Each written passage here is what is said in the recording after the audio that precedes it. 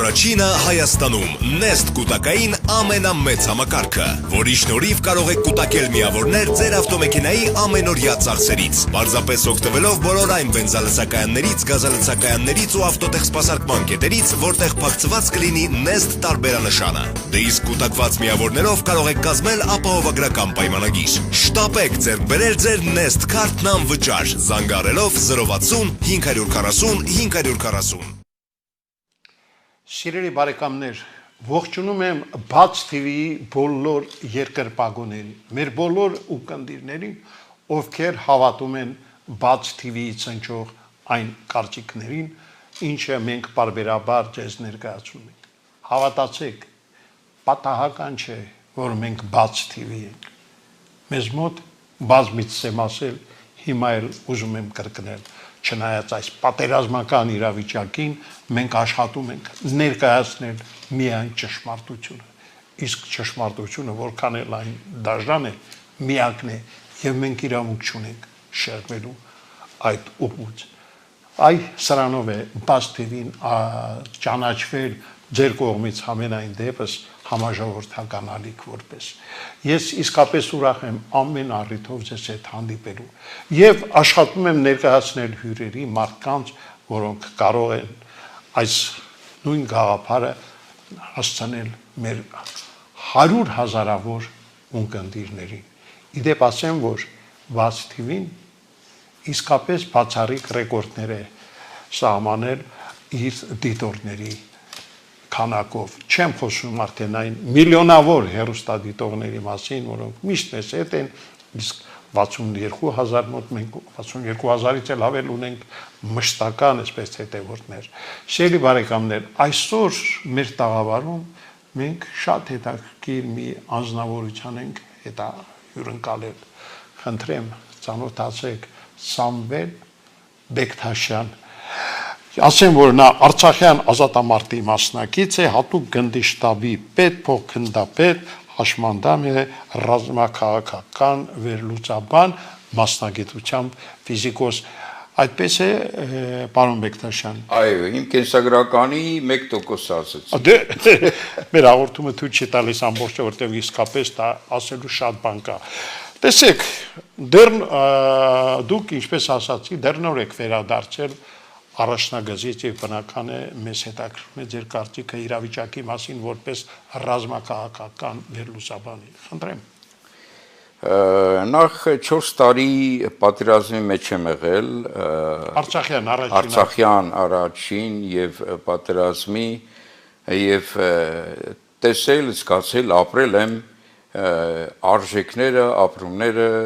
վտանգները, ցավը, տառապանքը եւ եկել եմ այն համոզման, որ պատերազմը դա աղոթք է, աղոթական վիճակ է։ Աստված նայում է, երբ որ խաղաղությունը ճիշտ չես տնօրինում, ստիպված պատերազմային վիճակի է բերում, որտեղ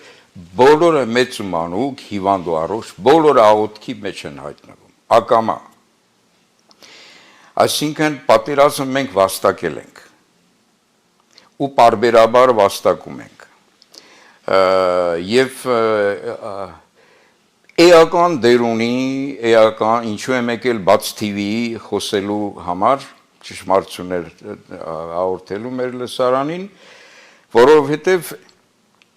լրատվությունը ազգի հավաքական հոգու աչքն է։ Ինչ մտցրեցիր, հոգին այդպես էլ ապրում, մարդկային էությունը այդպես էլ ապրում է, աշխարհաճանաչում է ձևավորում։ Հիմա երբ որ կեղծիքներով ես լցնում, հասարակությունը կեղծ ընթացքի մեջ է, կեղծ ճշմարտությունների, կեղծ հերոսներ, կեղծ արամարված անտեսված հերոսներ եւ այլն։ Այն ինչ որ բարբերաբար տեսնում ենք մենք։ Ինչ է կատարվում հիմա այս պահին։ Այո, առաջնագծում։ Էլի հիշեմ Համոսայանի հանճարե խոսքերը, ասում է, երբ որ խաղաղ է, այս երկիրը ձերն է, եւ որ պատերազմ է սկսում, անունը դնում եք հայրենիք եւ տալիս եք մեզ։ Այսինքն մեղադրում է չինովնիկներին, որ շահարկում եք երկիրը եւ պատերազմի ժամանակ քանոր ձեր խելքի բանը չի, տալիս եք մեզ ռանչպար, պարս, շիտակ, առօրյա օրվա հացով ապրող մարդկանց եւ մեր զավակներով գնում ենք պաշտպանելու։ Պարզ է։ Հիմա կարճ առաջնագծի մասին։ Առաջնագծում կատարվում է հետեւյալը՝ նորից բախում, նորից ուրեմն ինչպես միշտ պատերազմը գեներացնում է օտարը, թուրքը, մյուսը միջոց են, պատմականորեն, հա, այդ որպես գործիք են օգտագործում իրենց անկատարությունը եւ այլ եւ փորձում են քաղաքակրթային օրինակը աշխարհի մարդկության փրկagorցյան փորձում են ոչնչացնել, այսինքն Քրիստոսի ընտրյալ դրաբգար թագավորը ընտրյալ ազգը, հայ ազգը, որը երևույթային հասարակական կառուցվածք ունի, որը սիրո հասարակություն է, եւ այս միամուր զոհության գնալը այդ մեծագույն սիրո դրսևորում է, որ ակնհայտ կա եւ զարմանալի բոլորի համար աշխարհի։ Սա հետևանք է այն հասարակության, որ կատարյալ է։ Եվրոպա, Ասիա, Արևմուտք, Արևելք բոլորը քաղաքակրթություն են փնտրում, հասարակական նոր ակացութաձև, բաց հայտարարում են, որ չգիտեն ինչ ընթացք պետք է ունենա մարդկությունը, մենք նմուշ օրինակն ենք։ Արց աղ չի, աղ, երկար ժամանակ արցաղ է կոչվել։ Այդ այն աղն է, որ Քրիստոս ասում է, եթե աղը անհամանա, ես ինչով համեմեմ։ Եթե այդ օրինակը կորչի, վերանա ճշմարիտ հասարակության կատարյալ, ես որտեղ ցույց տամ, որ գնաք նման օրինակը վերցնեք եւ տարածեք։ Լավ, մենք հոգևոր ոլորտում ինչ մեղք են գործել, որ Աստված կարծես թե մեզ ձեռք չի մեկնում դեռ։ Ուրեմն հարցը շատ ճակատագրական թեմայից եք հարցնում, որովհետև մեր բոլոր պարտությունները սկսել են 9-րդ դարից։ Երբ որ Աստված մեզ տվեց 36 գաղափարագրային այբուբեն, որտեղ բոլոր հարցերի պատասխանը, որտեղ Աստծո ծրագիրն է, որտեղ բոլոր բնական գիտություններն են ճշմարիտ զետեղված։ Մենք չէ, օտարը մտավ եկեղեցի եւ մցրեց փոքրատարեր, որը մեծ ռոպինը չեն։ 12-րդ դարում մցրինք ֆն որպես նոր ձայն հնչյուն։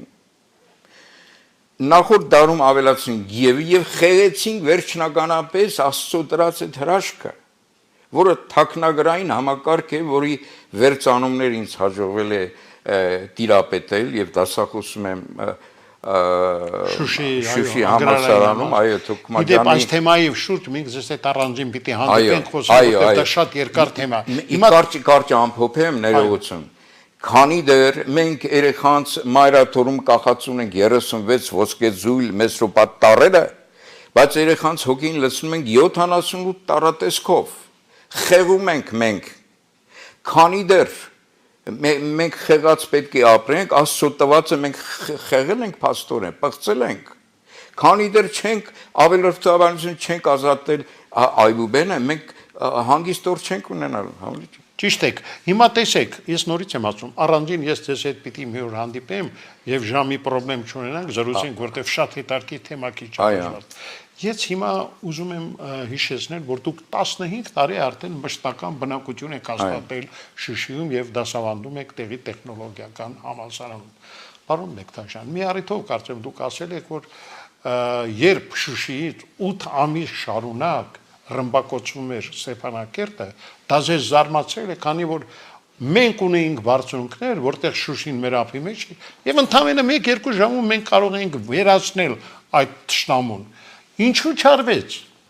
Ասեմ ինչու չարվեց։ Եվ որ իշխանավորը դավաճան է կամ օտարապաշտ։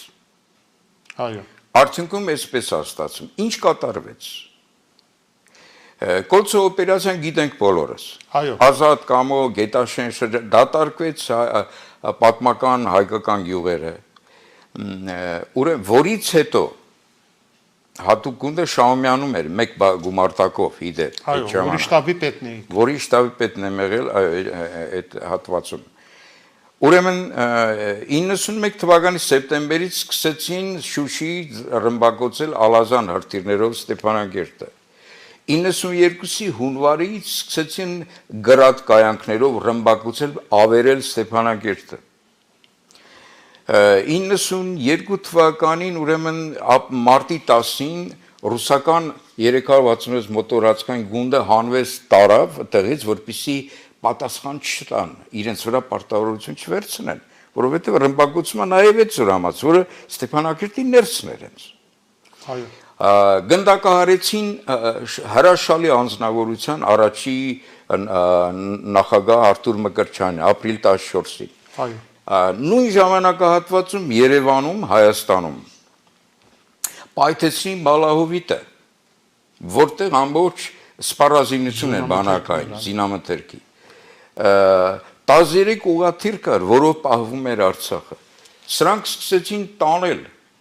պայմանավորվել էին Լևոն, Վազգեն, մյուսի հետ, որ թողում ենք ուղղաթիռները։ Իսկ Ղարաբաղի իշխանությունը ով էր այդ վաղտ։ Այդ ժամանակ այդ Արթուրի գնդակահարվելուց հետո մինչ գնդակահարվելն էր այդ իմ պատմությունը, Արթուրը կարտ էր։ Ապրիլի 14-ին գնդակահարեցին Արթուրին։ Մարտին էր այդ ուղղաթիռների դեպքերը։ Ուրեմն երկու ուղղաթիռ տարան, հավելյալ բակեր էին սարքել, որ մինչև մի ոդի թռչեն առանց իջնելու, որեն մնացածն էլ տանեն, մենք հրաշալի զորահրամանատար ունենք, երրորդ գումարտակի հրամանատար հատուկ գնդի Հովհաննիսյան Համլետ։ Իմ որոշմամբ իր միջոցով եւ միասին գրավել ենք ռուսներից ռուսական զորամաս այրոպորտ Էրեբունի եւ 22 գեներալ ենք հաջորդ օրը գերեվարել եւ ստիպել ենք, որ երկու ուղղաթիռը հետ կա, որ գեներալներին տանք։ Այդպես զորամասը մնաց մեզ եւ այդ ուղղաթիռներով մենք այդ հրկությունն էր դա Ղարաբաղի, այո։ Հիմա սա հարցը վերաբերում է նույն 92 թվականին։ 92 թվականի կազմակերպվեց Շուշի ազատագրումը։ Անունը հարսանիք, Լեռներում Լևոնը տեղակ չէր եւ այլ։ Լևոնը գիտեր, որ մեծ դավաճանություն է կատարում։ Դրա համար բոլորի ականջները գցե, որ առանց իրեն են արել։ Ինքը իր 4 գլուխ ազատելու համար է սա անում։ Իրականում եղել է կռիվ, պատերազմ, զոհելն են մեր տղերքը, մեծ մասի ընկերներն են, հրամանատարների ներկայիս, բայց երբ որ ես վերլուծեցի ռազմաքաղաքական իրավիճակը, մեկ էլ տեսնեմ, այ մարդ, այդ Շուշի հակառակ կողմը Սեղնախ գյուղ ունենք, որի բարձունքը 8 կիլոմետր ոտքով քայլել եմ։ Այնտեղից ափիտ մեջ է Շուշին, մեկ ականանետը 120 մմ-անոց, դու կարող ես փոշիացնել, որից է 1 մետրի ճշտության, որից է կետ Շուշիում։ Բայց ինչու՞ չարվել։ Բայց չի արվել, որովհետև ռազմաքաղաքական հրամանատարությունը ռազմական հրամանատարության գլխին կանգնած են ռուսաց Կրեմլից գործողվածներ։ Իսկ ովքեր են նրանց գործակալները այդ դեպքում։ Ռազմական թե քաղաքական։ Եվ ռազմական եւ հիմա էլ գեներալներ կան, որոնք պատերազմի ժամանակ խնդիր էին դրել։ Անուններ ասեք։ Հիմա կասեմ։ Բայց մի հատ այդ պահի նկարագրություն ասեմ։ Ուրեմն կազմակերպում եւ գրավում են մեծ ուժերով, մեծ գովերքում, հեքիաթներ սարքում բան։ Եվ որ ես միայնակ կարող եմ մեկ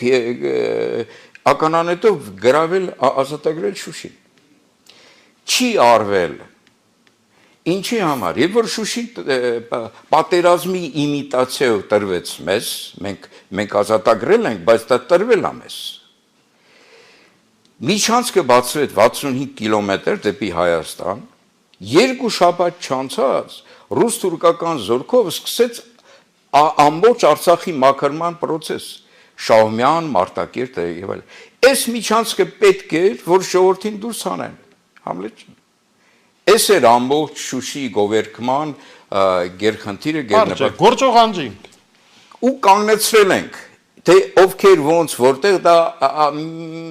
եւ որ լիարժեք մերը կլինի, հայերեն կլինի ամեն իշխանավորը, զինվորական ամեն ինչը, այն ժամանակ կնստենք պարզ կզրուցենք, որովհետեւ հիմա եթե ասենք ովքեր են կարել, այդ մարդիկ հարվածի տակ կհայտնվեն, հենց հիմա։ Լավ, դավաճանների անուններն էլ չեք ուզում ասել։ Դավաճանների անուններ, իհարկե, հիմա էլ գործող մեկին Լևոնի խորհրդականն էր գեներալ Անդրեասյան, գեներալ լեյտենանտ, Պիցիգորսկում, Ռոստովում գնդակահարեցին, չգիտեմ ով ինչու, իրեն, գեներալ Սարգսյան, որը հիմա բանակում է դեռ, որոնք տվեցին իմ գումարտակի աջ թևի կոորդինատները, որպեսզի մեր հրետանին մեզ ոչնչացնի։ Եվ այդ հրեշավոր դավաճանությունը կասեցրել է Մենդելյան Նորիկ,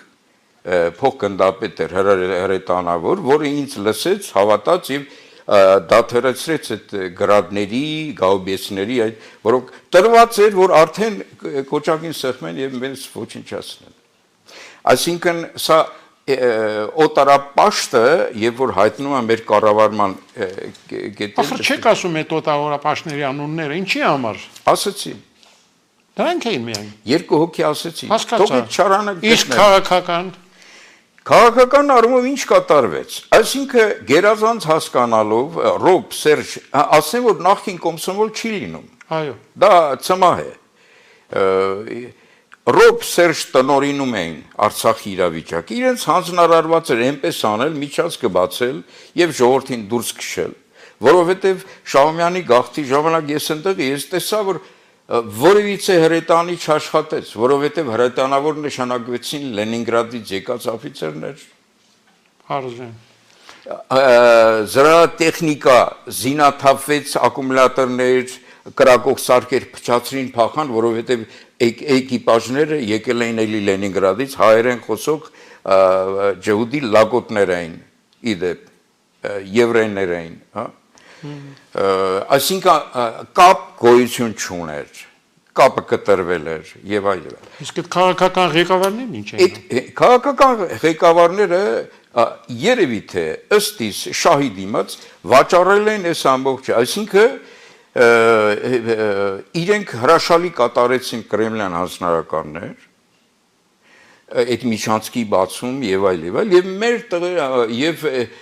բայց այդ ծրագիրը կիսատ մնաց, որովհետեւ Բաբայան Սամվելի եւ մի քանի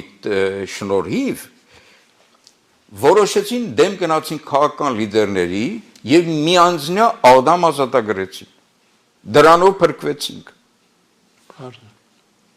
Իսկ մեր բախտը բերեց ադամ ինչու հեշտ ազատագրեցինք, էլի զոհերով, ծանր մարտերով, բայց Հեյդարը կորցնում էր իշխանությունը,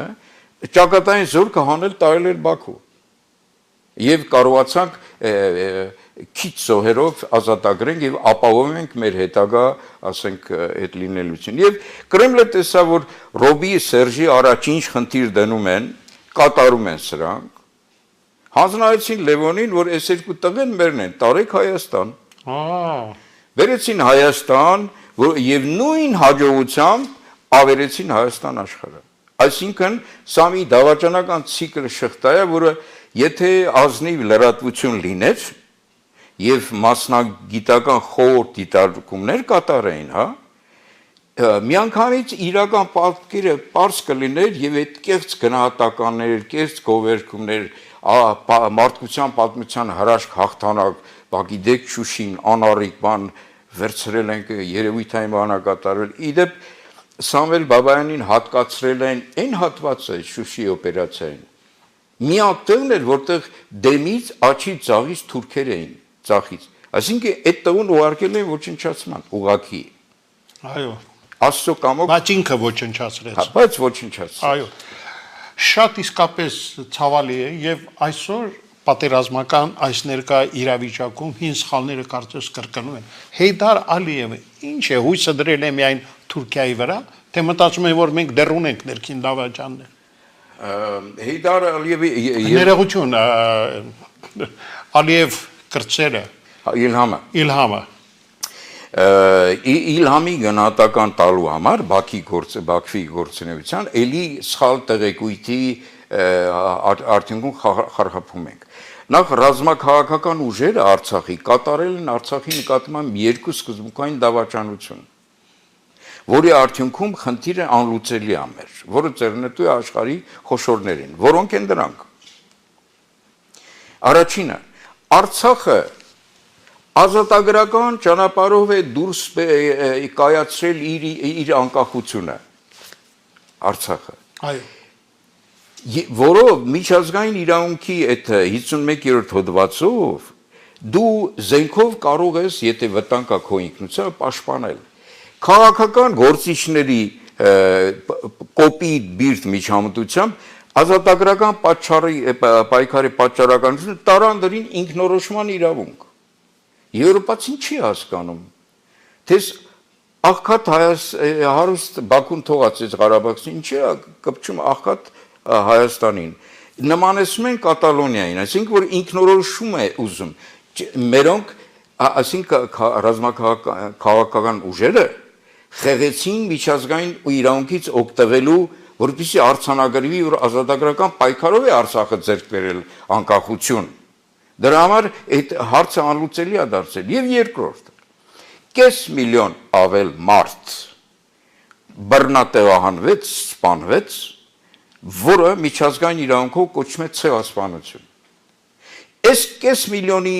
որակումը իրավաբանորեն անունը դրվեց փախստական։ Դա որոշել է փախել է, էլի։ Բռնատեղահանումը արդեն ցեղասպանություն է, փախստականը դա իր կամքն է, որոշել է այդպես անի։ Շնից վախեցել է, չգիտեմ ինչից։ Այսինքն փաստացի ռեալ կատարված ցեղասպանությունը Վերանվանել են փախստական։ Վերանվանել են փախստական, այնպես։ Ես այն ժամանակ Մովսյան Վլադիմիր Օրմի փորձեցի ճիգ գործադրեցի, որ արա այս մի բառը ճակատագրական է մեր համար։ Այո, ինչ է գրում փախստական, ոչ թե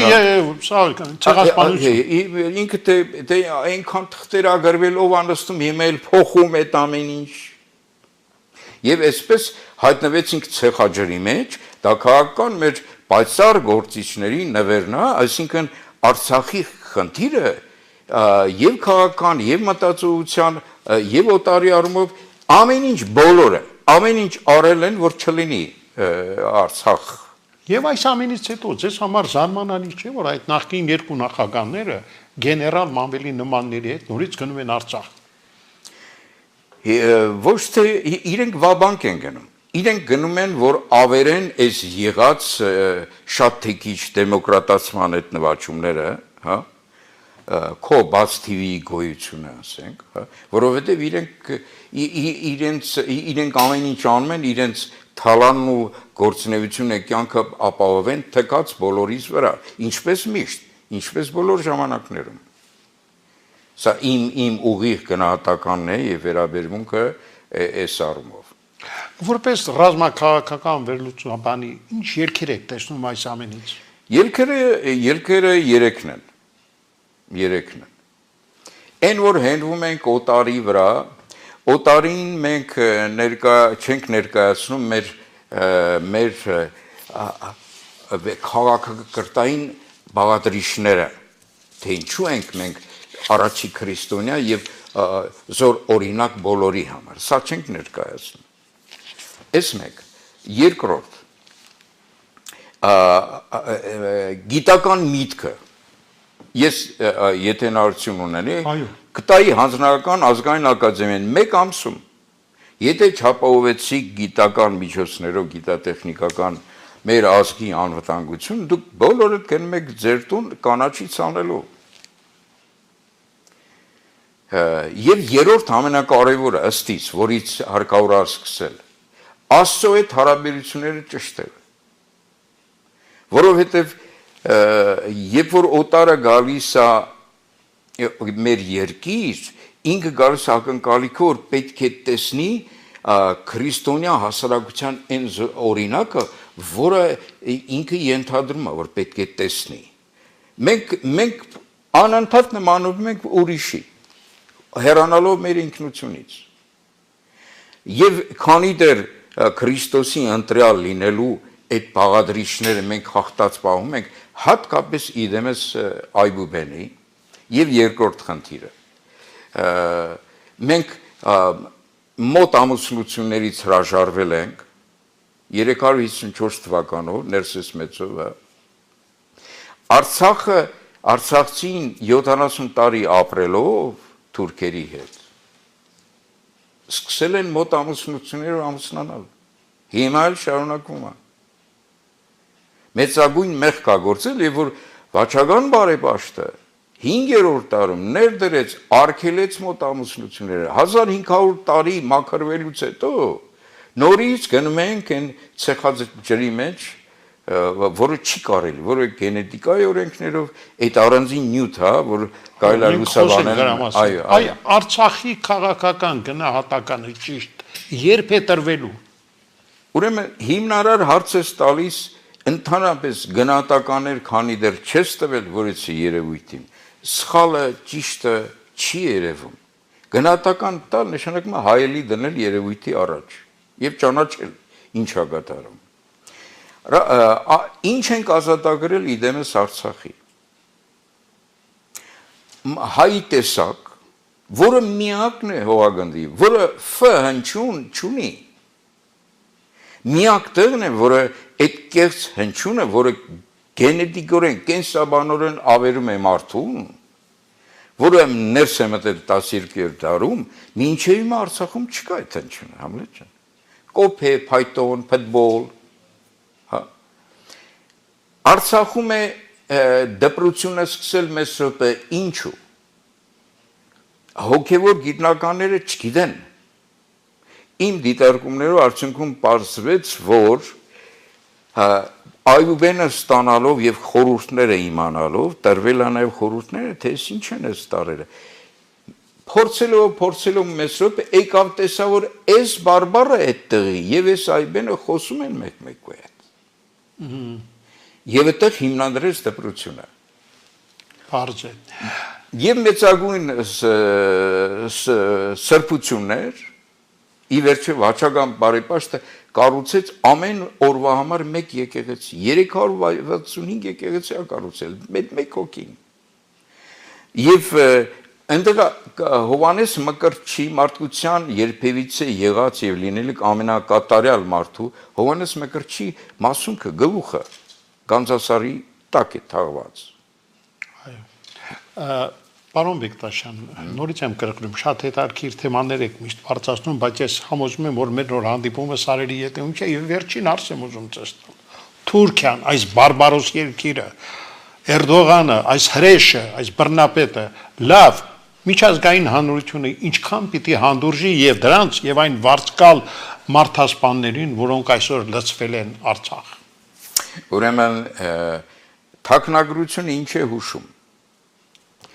Նախ թաքնագրության բնագիտական տեսանկյունից ստուգված, որովհետև վերջերս ռուս քահանաները սկսել են ցույց տալ, որ հայոց այբենի մեջ Մենդելեևի պարբերական շարքը կա, այն այդ ամբողջ իմ հետազոտությունների արդյունք են։ Աղբյուրը չեն նշում, ոչինչ։ Թուրք հայերենում քն հոգնակիացնում է բառը, թրեր։ Ինքը գործիք է։ Թուրք նշանակում է Թուրք Քրիստոսի։ Այսինքն մի ահռելի տեսակ է ստեղծել, որպեսզի մեզ հայ պահի։ Եվ որ թուրքը հզորանում է Ադրբեջանի տեսքով, Թուրքիայի տեսքով, սա նշանակում է մենք ստեղ սխալ ենք ապրում։ Ես սարսափում եմ ոչ թե պատերազմից, Համլետ ջան, սարսափում եմ խաղաղությունից։ Քանի անգամ պատերազմի մեջ հայտնվեցինք, նորից խաղաղություն եւ վայրենաբար տնօրինեցինք այդ խաղաղ վիճակը։ Մարդատյաց, ազգատյաց, Քրիստոսադավ, այսինքն բոլոր այդ համարժեքները, դրանք ես սարսափում եմ խաղաղությունից, որովհետև խաղաղ ժամանակ արծաթապաշտությունը մտնում է մեր կենցաղ եւ փոշիացնում որևիցե արժեք, որևիցե։ Եվ որակյալ մարդը դառնում է անպետքություն, ավելորդություն, հա, եւ արժեքները, բարքերը փոշիանում են եւ Սովետ միության քանդելու այդ Գողգոթա ծրագիրը որ կար, մեկ արտահայտություն մեջ վերեմ նվից։ Ասում եմ, երբ որ հանցագործին կարգում ես իշխանավոր եւ ներկայացնում հասարակությանը որպես բարեգործ, փոշիանում են բոլոր արժեքները։ Այո, այնուամենայնիվ այդ Թուրքիայի կողմից Հայաստան, Արցախ բերված վարձկալ մարտահրավերները, լավ սա ինչպես է հանդուրժում միջազգային հանրություն։ Որովհետեւ հիմա հարցադրումն է սխալ մեր ազգի։ Ոչ թե մենք փրկagorցյան կարիք ունենք, այլ աշխարհն է փրկagorցվելու առաջ կանգնած։ Մեզ տրված է այն ապրելու կերպը ճշմարիտ, որը աշխարհը կարիք ունի դրան։ Մեր խնդիրն է ոչ թե մեզ պաշտպանել, ամբողջ մարդկությանը պաշտպանելու խնդիր։ Նիկոլը վերջերս պատահաբար լսեցի, որ քաղաքակրթային պատերազմ է, շատ կարևոր բան է ասում, բայց ինքը պետք է կարողանա մատուցի աշխարհին, որ քաղաքակիրթ ապրելու հասարակական մոդելը ստեղ է գտնվում։ Բերեք ուսումնասիրեք եւ որպես այ Արցախի լուծումը, որ հարցրեցիք, չէ, Արցախը ոչ թե պետք է լինի պետություն առանձին։ Արցախը պետք է լինի համամարտկային չեզոք գոտի, ինչպես Վատիկանը, ինչպես Մոնակոն։ Չեզոք գոտի, որտեղ այստեղ են կատարյալ հասարակության մոդելն է աշխատում, Աստծո օրենքներով, եւ դա լինի բոլորի համար նմուշ օրինակ, նույն Թուրքիի համար, որ ասես այ անասուն, այդ կենթանական այդ գազանի բնազդը քույր եղբայր ամուսնանալով մեջից դուրս չի գալիս, դու չես զարգանում, դու գենետիկորեն հետ ես ընկնում, այսինքն հիմա Թուրքը ինքը ռմբահարում է իր փրկagorցյան օրինակը, նմուշը, որը ինքը պետք է փրկagorցվի, նույն Թուրքիան, նույն Եվրոպան, այսինքն այս հարցադրման պետք է, որ ավելի շատ հոգևոր նաև բնագիտական այդ հարթությունում, երբ որ համադրում ես, ստացվում է, որ այդ երևույթային այդ զենքը, որը կոչվում է քաղաքակրթային օրինակ, որի համար Աստված մեզ ընտրել է, դա սեղանի երես չենք տնում, չենք անում։ Քաղաքակրթությունների խնդիրը նորից ջրի երեսը դուրս գալիս, տարբեր կա, մենք եւ թուրքերը հասկանում եք սարուձոր։ Վիրավորական անգամ։ Այո, անգամ վիրավորական է համեն պատելը։ Եվ այդ պատերազմի ժամանակ մեր տղերանց ուժ տալիս է վիրավորանքը։ Ոնց թե մի անասուն թուրք ստիպում է քեզ ցխի, ձյան, բանի ամարտկային պայմանների մեջ ապրես, այլապես կսպանի քեզ։ Վիրավորանքներ նախ եւ առաջ մաղում էլի այդ։ Դե փառք Աստծո մենք հզոր բանակ ունենք այսօր, խիզախ, անկոտրում տղաներ, որոնք իսկապես հերոսության այսպես չափանիշ են դարձել աշխարհում եւ ես հիշում եմ, եթե Կուրսկի դուգայում էր, մեկը 1 կամ 2 տանկ էր խփում, նա անմիջապես սովետական միության հերոս էր, իսկ մենք տղաներ ունենք մի տասնյակից ավելի, որ 10-15 տանկ են խփել եւ նայում ես համես տղաներ, ժպտացող, բարի, նրանց աչքերը եւ գիտեք, ես հիմա ասում եմ, հուզում եմ, նրանցից ցանկացածին կորցնելը մեծ ցավ է, այդ հերոս տղաները, որովհետեւ հայը եզակի է ինքը, հայը քանակ չի, մահմեդականը քանակ է, այո, հայը որակ է, որովհետեւ մեր գենետիկական մաքուր վերարտադրության արդյունքում որից է հայ եզակի է, ինքը կրկնություն չի, իր ծնողի կրկնությունն էլ չի, ինքը եզակի է։ Այո, պարոն Բեկտաշյան, շնորհակալություն, ես ուզում եմ, որ պատերազմի ավարտից հետո մենք նորից հանդիպենք այն թեմաների շուրջը խոսենք, որոնք լավագույն մասնագետներից մեկը դուք եք, եւ մենք հեռուստատողներին ներկայացնենք ռեալ ճշմարտությունը, իրողությունը, ճիշտ եք ասում։ Ես միշտ հիշում եմ իմ ուսուցիչների խոսքերին, նրանք ասում էին Համլետ, եթե հեռուստատեսությունը մեդիան ընդհանրապես չի ծառայում ճշմարտությանը, այն դատապարտված է։ Ցավոք այսօր մենք այնքան լրատվամիջոցներ ու հեռուստալիքներ ունենք, որոնք միայն կեղծիք եւ սուտ ինֆորմացիային մատուցում հանրությանը, բայց Պարոն Բեկտաշյան, դուք էլ համոզվել եք, որ բաց TV-ն այդ ճանապարհով չի կարող գնալ։ Եվ մեր առաջիկա հանդիպման ժամանակ մենք ձեզ հետ կփորձենք նաև նոր բացահայտումներ անել։ Չեք առարկում։ Որպես որ պատրաստ եմ ծառայելու եւ մեդիա դաշտում եւ ռազմի դաշտում Իդեպ անկախ իմ տեղորոշման ես անընդհատ զինվորական եմ, նաև այստեղ պարապ չեմ նստում։ Հասկանալի է։ Այդ Ես մասով միայն մեր կզրուցենք։ հերոստատողներին ասեմ, որ Սամվել Բեկտաշյանը երկար տարիներ Արցախի հերոստատեսություն վարել է հերոստատեսությունում, վարել է իր հեղինակային ծրագրերը եւ դրանք շատ հետաքրքիր ծրագրեր էին, այդ մասին մենք առաջիկայում խոսենք, բայց ես հույս ունեմ, որ դուք եթե նորից վերադարձաք Շուշի եւ վերականգնեցիք ձեր հաղորդումները, համագործակցեք Բաց TV-ի հետ, ինչու՞ չէ, հերավար տարբերակով էլ կարող ենք հարցազրույցներ կազմակերպել։ Ամենից մեծ ուրախությամբ, ջանս, մեծ ուրախությամբ։ Պայմանավորվեցինք։ Աստծո տված հերոստատեսություն եմ, Բաց TV-ին։ Շնորհակալություն։ Շերի բարեկամներ, մեր ծրագրի հյուրը Արցախյան ազատամարտի մասնակից, հատուկ գնդի շտաբի պետ, փոխգնդապետ, իսկապես հրաշալի մի անձնավորություն, ռազմաքաղաքական վերլուծաբան Սամվել Բեկտաշյանն էր։ Ես ուզում եմ, որ նրապես մենք էլ զինվենք լավատեսությամբ եւ այդպես լավատեսորեն նայենք մեր վաղվա օրվան։ Եվ իհարկե նա շատ հանճարեղ մի խոսք ասեց, ես վախենում եմ ոչ պատերազմից, այլ խաղաղությունից։ Հասկացաք չէ, որտեվ նախկին ռեժիմի հատկապես այդ կարկառուն ներկայացուցիչները նորից փորձելու են ամեն ինչ խառնել, բայց դա նրանց չի հաջողվելու։ Շնորհակալություն, որ Բաց TV-ի հետ եք։ Մնացեք միշտ մեծ հետ։ Ցտեսություն։ Առաջինը Հայաստանում Nest կուտակային ամենամեծ համակարգը, որի շնորհիվ կարող եք կուտակել միավորներ ձեր ավտոմեքենայի ամենօրյա ծախսերից։ Պարզապես օգտվելով բոլոր այն բենզալցակայաններից, գազալցակայաններից ու ավտոտեխսպասարկման կետերից, որտեղ փակցված կլինի Nest տարբերանշանը։ Դե իսկ կուտակված միավորներով կարող եք կազմել ապահովագրական պայմանագիր։ Շտապեք ձեռք բերել ձեր Nest քարտն անվճար, զանգահարելով 060 540 540։